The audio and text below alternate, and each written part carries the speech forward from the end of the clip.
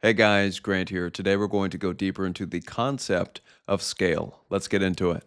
So within the past couple days, I've created some videos on scale and cost structure in general to provide you with a working definition so that you can approach these topics with confidence. In this video, we're going to apply the concepts we've been working with to a specific kind of business, namely software businesses, so you can see how they work in practice. So to get straight into it, software businesses or SaaS companies, and SaaS stands for software as a service, are considered one of the most scalable businesses out there. And for good reason, these companies have an exceptionally low marginal cost of production, so it doesn't cost them a lot to serve their customers. And for your clarity, when I use this phrase marginal cost of production, I'm simply referring to how much it costs to create one extra unit of your product or service in order to fulfill demand, okay?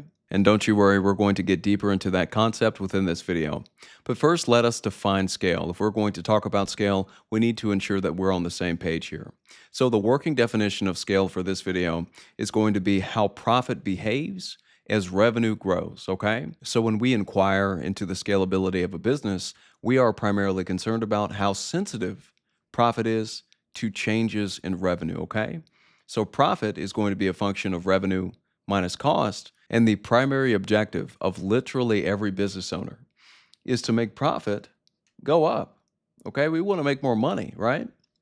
And so there are several ways to do this, but one of the most impactful ways is to increase sales, right? So increase revenue. But anytime we bring in revenue, anytime we bring in value, we had to expend resources to create that value, meaning we had to incur cost. Okay, so that's why it's revenue minus cost here. And so the question becomes, how do we increase revenue, right? How do we create or bring in more value while minimally increasing cost, okay? And I say minimally because anytime you create value, you are going to have to incur cost. And that cost could be time, it could be money, it could be energy, some sort of cost. But we want that cost to be as minimal as possible, okay? And so a business is considered scalable if revenue growth outpaces cost growth, okay? So scale is just efficient growth. That's how you could think about it.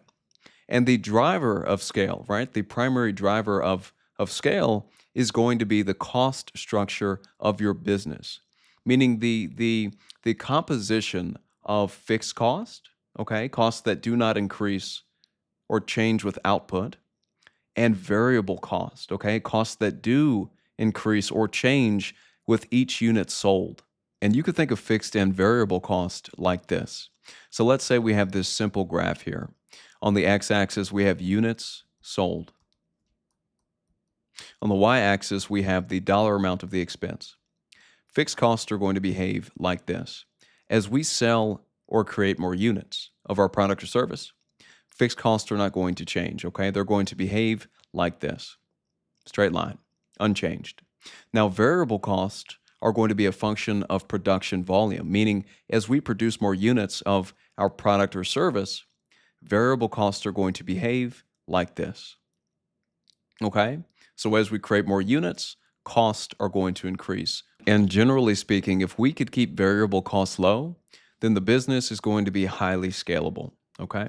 So let's take a moment to put this knowledge to practice and look at some real world examples. So example A is going to be a restaurant, and this, in my opinion, is not a scalable business, and I'm going to show you why. And I'll add the caveat that not all restaurant businesses are bad businesses. That's not what I'm saying here, okay? Chipotle, Chick-fil-A, McDonald's, they're all crushing it.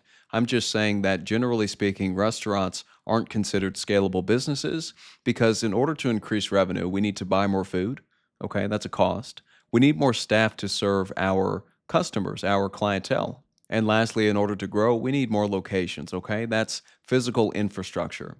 And so all of these items are going to be burdens on our cost structure, all for the goal or for the sole purpose of increasing revenue. And so with this restaurant example, costs are going to grow with revenue, and that's not what we want. We want revenue growth to outpace cost growth, okay? Now let's look at another example, and this is going to be software. And as I mentioned at the beginning of this video, this is one of the most scalable businesses in the world at this point in time. So let's break this down from a scale perspective. So you're going to build the product once, and Yes, there's going to be iteration and maintenance and all kinds of changes and whatnot, but generally speaking, you're going to incur one major fixed cost at the beginning. But every additional sale, once you have incurred this initial fixed cost, is going to cost you just about nothing. And remember what I said earlier that in order to bring in revenue or to create value for your users or your customers, you're going to have to incur cost.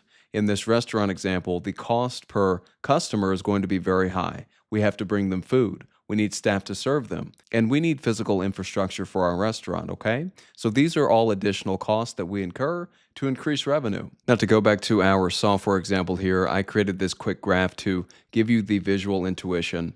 So at the bottom, we have units or customers brought on. This top line here is going to represent revenue. The bottom line represents cost. And of course, this middle area, the shaded area in the middle, is going to be profit.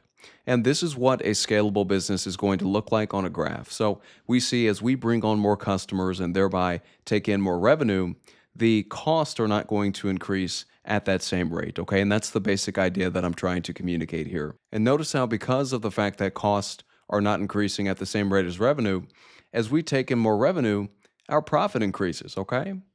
And so this is what a scalable business is going to look like. So variable cost or the cost to serve your customers are going to be exceptionally low, and therefore profit per customer is going to be high. And a lot of SaaS businesses have these characteristics.